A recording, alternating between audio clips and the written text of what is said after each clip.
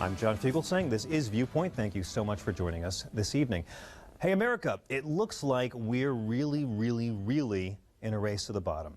The Associated Press revealed new survey data which shows 4 out of 5 adults, not 1 out of 5 like I said in the intro, we're live here, 4 out of 5 adults in America will struggle with unemployment incomes near or below the poverty line or rely on government assistance at some point in their lives. 4 out of 5.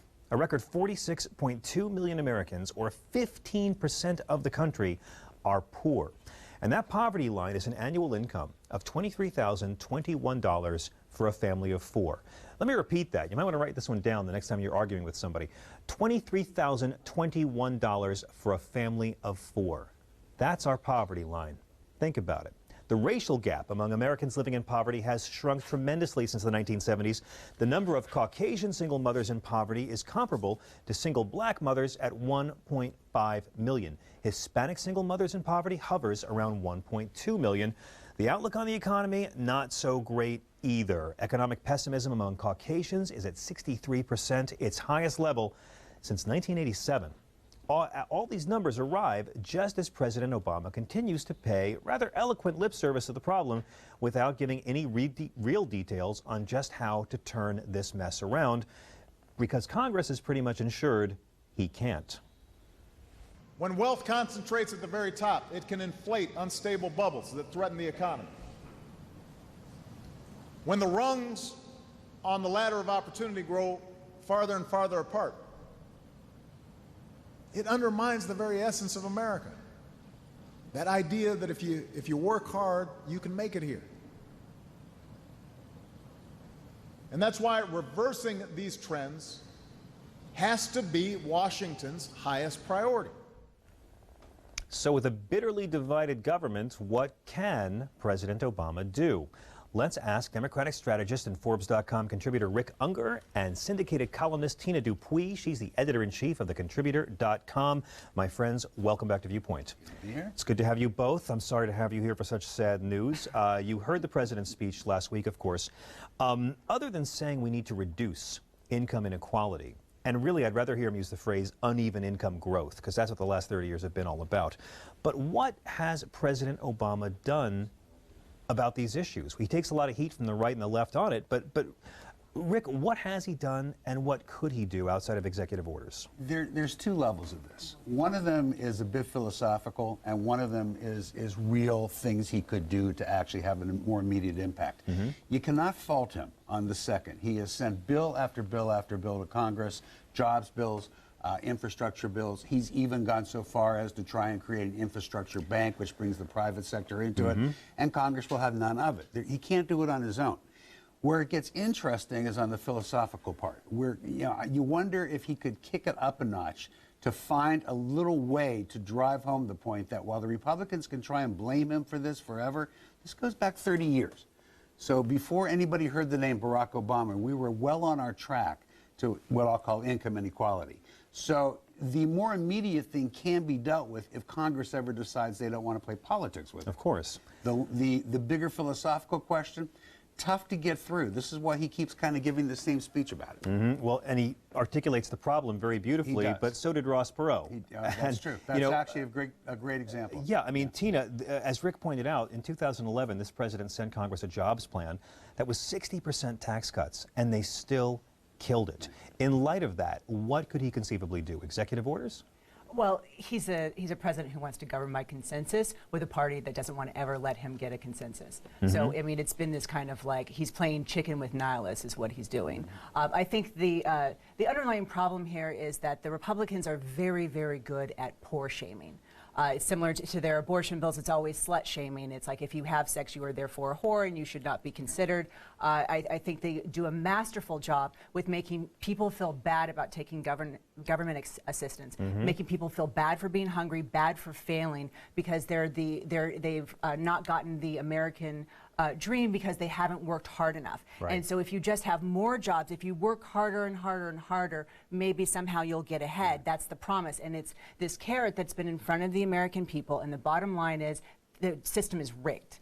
I do- And we have not told poor people that it is not their fault that their 3 jobs are not being able to, they still cannot make ends meet and feed their family. And I do want to point out to our viewers, we do try to get Republicans on to defend this Republican House all the time. Nobody wants to. So let me ask you both then, which part of President Obama's very spirited, articulate talks on the economy do you think have the best shot of maybe resonating with Congress and maybe instigating some reform? Because blaming Reagan won't do it. No, it won't. Look, the first thing I would do, I'm not him. I kind of know he can't really do this, but I would be flashing one word throughout every speech that he gives, like an applause sign, and it would say Walmart, Walmart, Walmart. Because here you have the largest employer in America, 1 million employees. 1.4 million. 1.4 million. And they pay these people not enough money to avoid food stamps. They hire people to help their employees get on Medicaid. Which means we subsidize Walmart We're subsidizing heirs. Walmart And this was last week's We are F-bomb on subsidizing Thursday. Walmart heirs. Yes, we I are mean- giving them government assistance, Yes, and they're fine with it. they have as much money, those 6 Walmart heirs have as much money as pretty much 100 million Americans combined. And yet in Wisconsin alone, one Walmart store is costing taxpayers $900,000 in what they're paying in assistance. And keep this in mind. What the Republicans try and do is turn this around on the president and say, we're willing to deal, to make a deal. He actually has already given pretty much everything he could give and still be able to look himself in the mirror. What he would have to agree to get these things through, to get them to approve an infrastructure bill or a jobs bill, he could not in good conscience agree to. He is in such a catch-22 that he is completely immobilized by this.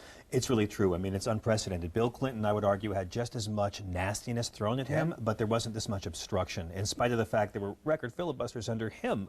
Tina, global economic forces look just as terrible, and a lot of Americans don't understand that in a broader sense, this is a worldwide problem. It's not just here in America. So how much control does any president have over an economy? He has the power of the bully pulpit. I mean, That's he it. really knows how he can explain problems. He can show who the bad guys are, who the good guys are, and what we should be fighting for. I mean, that really is a lot of power. And he has not been able to effectively do that because he wants everyone to kind of get together and be kumbaya about these problems instead of really being candid about what the issues are and how we got here. And presidents don't have much. You never heard me blame George Bush for the financial crash because it wasn't about George Bush.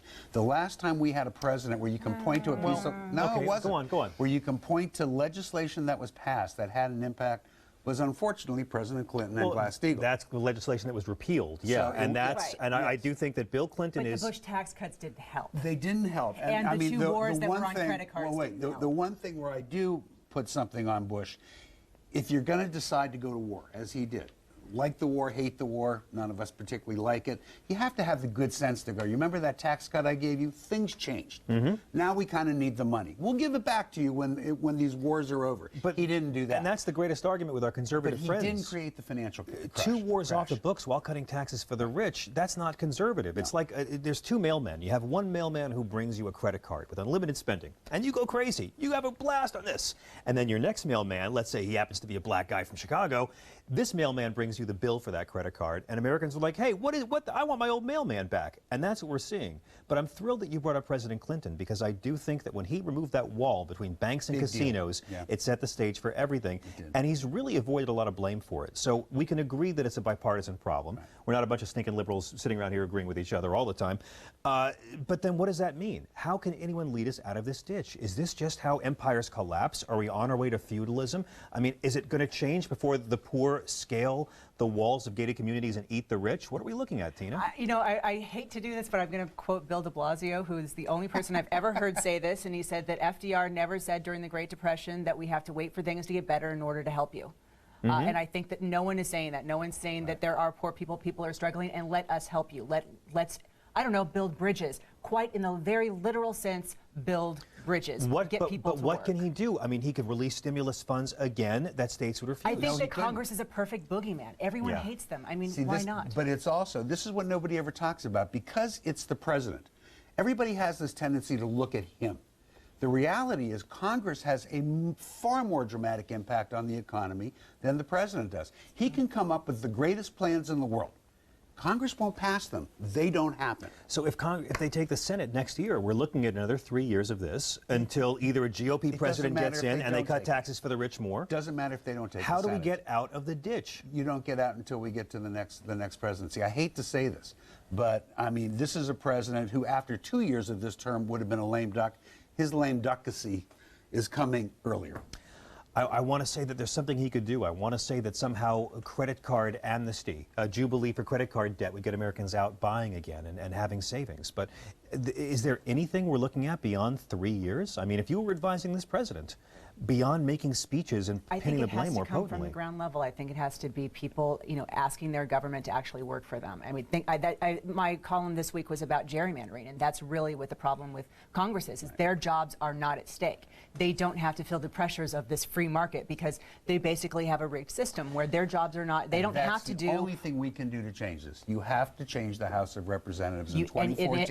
And it's not likely to happen. Well, you can also get out there and protest. That's why these folks in Madison, Wisconsin, I think, that the people protesting in the Capitol in Madison against Scott Walker are the ones who make me proud to be an American. Before we go, Ben Bernanke is leaving as Fed chair next year. Janet Yellen is the Fed vice chair, an early frontrunner to take his place, which leads us to her potential rival for the spot, Larry Summers. In our final minute, why does Larry Summers still get to have jobs after being wrong about everything from Bill Clinton on? Enron. No, yeah. Why is this guy employed? Derivatives. It's like he's the example of failing up. And this is the problem so many progressives had with Barack Obama. When Mr. Derivatives, Mr. Housing Crisis himself, Mr. Laws ain't fair let government, the banks, I'm allergic to regulations. And let the banks bet on their own mortgages to fail. That's Larry Summers. Obama's not going to pick him. It's going to be Janet Yellen. You watch. I really hope that Rick is right. Well, since Bill Both Clinton, my fingers are crossed. Since Bill Clinton did remove Glass-Steagall, as we mentioned, which separated the wall between banking and casinos, do you think that he needs to get more blame? Will it give the Democrats more credibility if they can stand up and say, look, we're not pinning all this on George Bush? At this point, no. No, there was a time, actually, where that might not have been a bad idea. We're so far down the road. The economy has turned. Nobody's happy with the speed of it. And guess what? Even if the economy were to pick up by another point or two a year, which is good news, I don't think it's going to have that much of an impact on jobs. I think you're right. I think you're right, because the jobs aren't here. We're looking at the wrong problem. And if I may, now that Al Gore doesn't own this channel anymore, what a pleasure it is to say that NAFTA didn't work. Boy, didn't it. Rick Unger is a Forbes.com contributor. Tina Dupuy is the editor-in-chief of thecontributor.com. We're going to have both of you on with my friend Liz Winstead later in the show. So stick around. After a mass at Copacabana Beach, Pope Francis now says he's cool with gay priests. That Barry Manilow is onto something. This is Viewpoint. Stick around.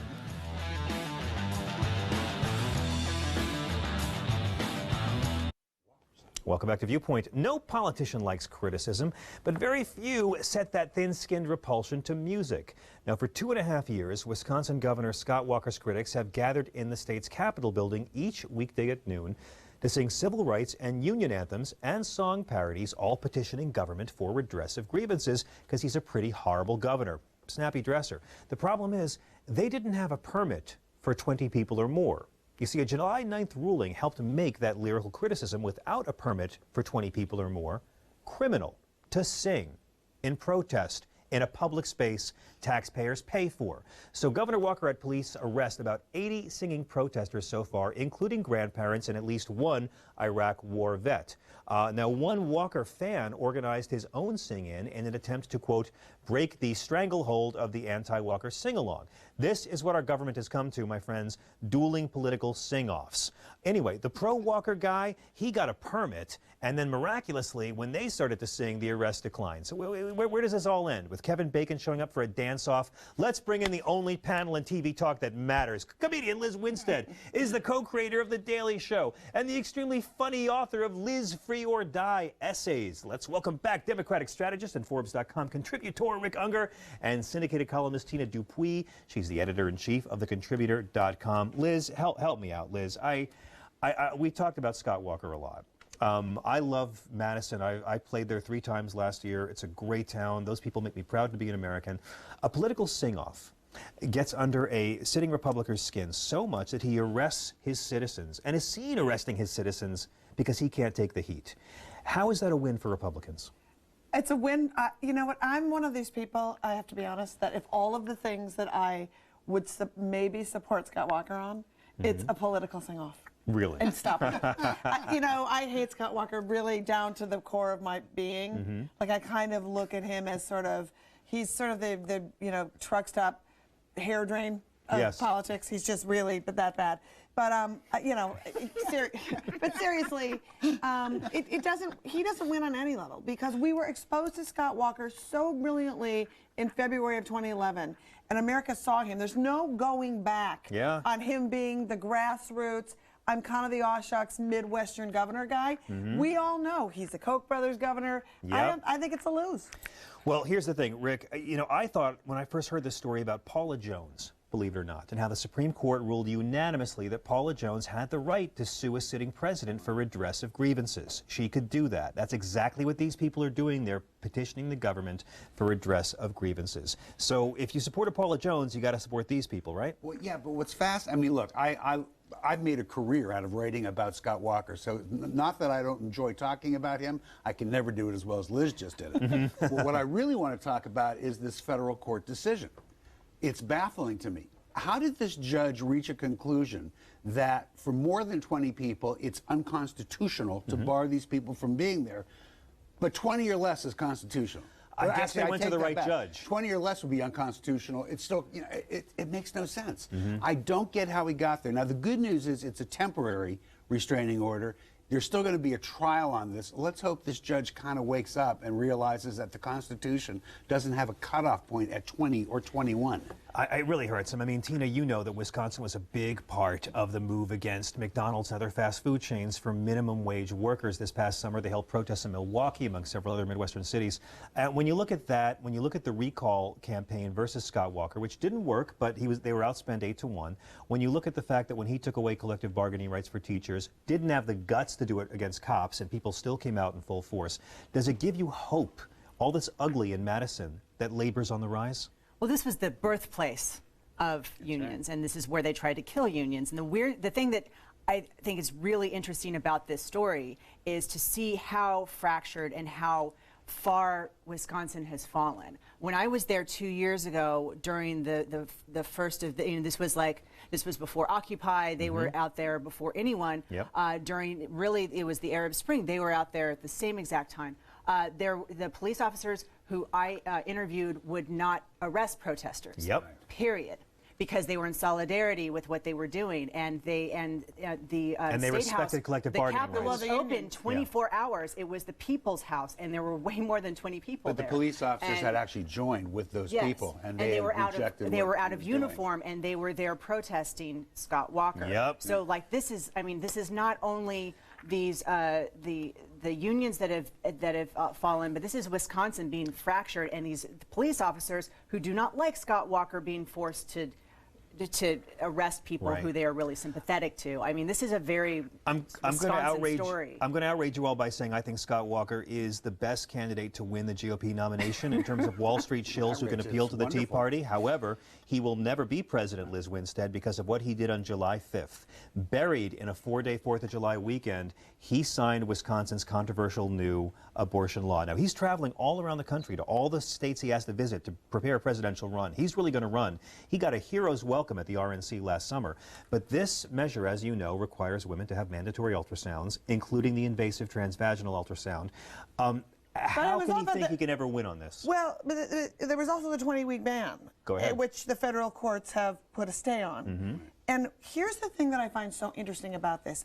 Just in the past, I want to say month, maybe 6 weeks, there have been 5 different abortion bans that have been, judges have put stays on. When you are a taxpayer and your legislature, you're paying to have laws you don't want, then paying because those laws are unconstitutional, then paying possibly Planned Parenthood or Center for Reproductive Rights to fight the legal battle. You are ostensibly, as a taxpayer, paying for all fronts on this war. And when that is brought up, people are going to be outraged. But isn't the cynical reality that Scott Walker knows? Half of them aren't going to be. That's the problem. Well, sure, but doesn't Scott Walker know this will be tied up in lawsuits for years? This is just to get his Tea Party bona fides for a campaign. Exactly. He couldn't care less. I mean, Liz, you're right with respect to people who are thinking. But the people who actually elect these officials to put them into the jobs to do these insane things that we all know are never going to pass constitutional muster, They're all for the fight. They're like, yeah, go get them, go get them. They don't care if they're wasting people's money. But I think when it comes to the issue of reproductive health, and as we saw in Texas, and as we saw in North Carolina, and as we saw in Wisconsin and Ohio, those 4 states, those bills were slipped in the dead of night. It's not like we voted for the people. How about attaching it to a motorcycle law? Well, I know. And they're trolling to get to the Supreme Court. What they really want is they are trying to get to the Supreme Court. That's why they're passing it without any discussion and without any sunlight whatsoever, because they want it to get to the Supreme Court, and that's why every single house in the entire we got to go to break, but controlled by Republicans are trying to get there. You're right. To overturn it. Roe versus Wade. Well, and I don't think any of them are serious about overturning Roe versus Wade. They're very serious about shaking down pro-life voters for votes and donations. Because they're going to lose. And I would actually. We got to go to break. My panel stays with me to discuss why. When we come back, why, as America becomes more gay tolerant, the rest of the world is moving in the opposite direction. We'll be hating on Scott Walker during the break. Stick around.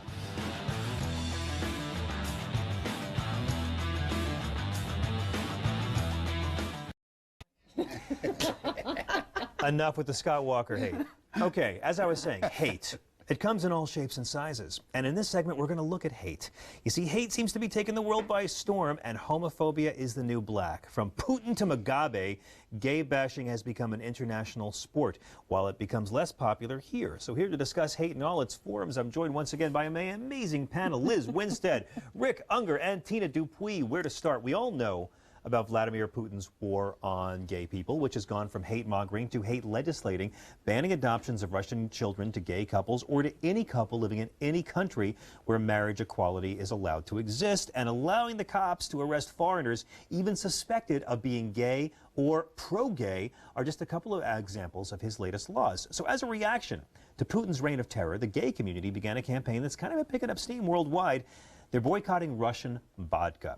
And gays like to go to bars. You might not have heard this, but bars around the world are dumping their booze to show their anger with that country's treatment of gay people. Liz Winstead, do we think that going after a private business that isn't necessarily anti-gay will have any impact on the anti-gay policies of Putin's Russia?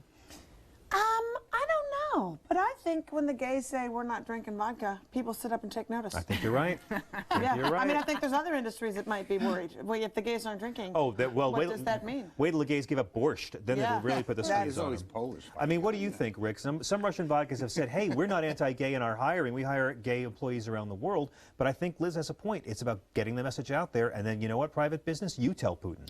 I have a feeling Putin does not respond to the concerns of the business community in Russia. I don't know. Frankly, I'm more worried about what's happening in Louisiana or in Arkansas than I am about Russia. I asked this first because we asked our online community, should the U.S. provide foreign aid to countries where the laws are overtly hostile towards the LGBTQ community, and which country is the biggest offender? And Brad Rademacher posted on our Facebook page, too many problems at home for the U.S. to be aiding anyone. The U.S. should not impose any cultural conformity on any nation. And Brad, I'm sure a lot of viewers disagree with you. Tina Dupuy doesn't, but Pogo Saito doesn't either. And she wrote, we should deny aid to any oppressive country, but that would mean most countries, including our own. And therein lies the problem. Tina, what's your take? Well, we are going to talk about Zimbabwe, and they are one of the poorest countries in the world. And 70% of the people who live there are below the poverty rate. And they are deciding that they're like the scapegoat of the Bible, that like the people who they can like draw out and kill and somehow make them all better. If you want to use it in that analogy, are the gays, right? Yes. So they have, because they are all suffering, the shiny thing that is going to make them forget that they are hungry are going to be scapegoating gays. Yes. Mugabe said that homosexuals he described as worse than pigs, goats, and birds. Yes. Worse than birds? Like, come on now, Robert. But John, 200 years ago they would have been looking for, well, 50 years ago they were looking for witches. Exactly. And the same exact thing was happening. So once there is a tide that raises all ships, there will be fewer people scapegoated in this way, and that will also be good for homosexuals. So I think when everybody is doing better, then minorities do better, and that's what the data tells us. And so aid is very good for this. I'm surprised he didn't say worse than women. I mean, the record that Zimbabwe has with women is absolutely terrifying. Absolutely unbelievable. Yes, and the less we say about our wonderful Mideast allies when it comes to gay and women's rights, the better. Now, on to stateside hate. We go to Baton Rouge, Louisiana, as Rick mentioned, where Sheriff Sid J. Gautreaux III set up a sting operation to catch those nasty gays and book them on old, already declared unconstitutional by the Supreme Court sodomy laws. This sheriff thought he was real smart as he directed his deputies to ask guys if they wanted to go back to his place for sex. When the guy said, yeah, I'll go back to your place, as soon as they get there, they're arrested. Liz Winstead, my question, can we cut off aid to Louisiana? No more stimulus checks for Bobby Jindal? Well, I think Bobby Jindal already did cut off aid to Louisiana by refusing to take he took the check. Medicaid expansion. Yo, that's true. That's true. So I think that Bobby Jindal is already doing that himself. So, yay. Does it surprise you that in Louisiana, that these guys can misuse taxpayer funds by doing something that's illegal? You can't arrest guys and unconstitutional. Indeed. I mean, there's nothing conservative about this. No, I think when you say come to my house and have sex, and then when someone gets there and you arrest them, that seems problematic on a constitutional level. Yes. Rick? It's Louisiana. They still operate on Napoleonic law. Doesn't surprise me at all. Liz, what's it going to take to get rid of homophobia in America? Is it just going to be everyone needs a gay cousin? Yeah, or a bad haircut. Exactly right. You know, once you start rounding up the gays, and then you're like, oh my God, look at me, I look like a freak. You know. Tina? What? It's one of the poorest states. You know, I mean, we basically subsidize. We were paying for their diabetes medication. They are not doing well. They are the last in everything down there. They say that they're the last in everything good and the first in everything bad. And when you've got poverty, when you have poverty, you find people mixed with social injustice, to pick on. Charismatic religious figures. I don't care if it's the Klan or if it's over in the Mideast with Bin Laden. You tell people who to blame for their problems, and you got violence. 20 years ago, it was Satanists. Now it's homos. I want to thank my amazing panel, the brilliant Liz Winstead. Everybody buy her book, Liz Free or Die. Rick Unger of Forbes.com and Tina Dupuy. And in a second, Liz Cheney really is her father's daughter, except for the whole shooting people in the face and making them apologize for it. The F Block is next.